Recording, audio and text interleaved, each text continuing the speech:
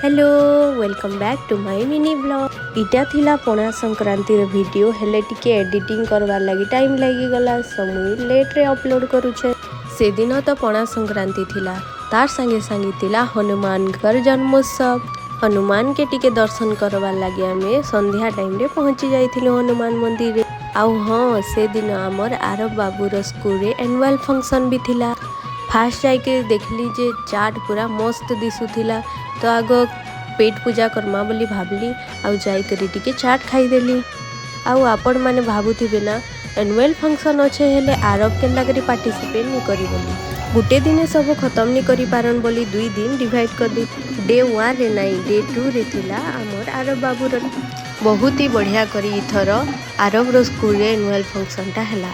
घर के फिरला बाटे देखनु जे हनुमान मंदिर रे भी गुटे कार्यक्रम चली थी। Thank you follow for more.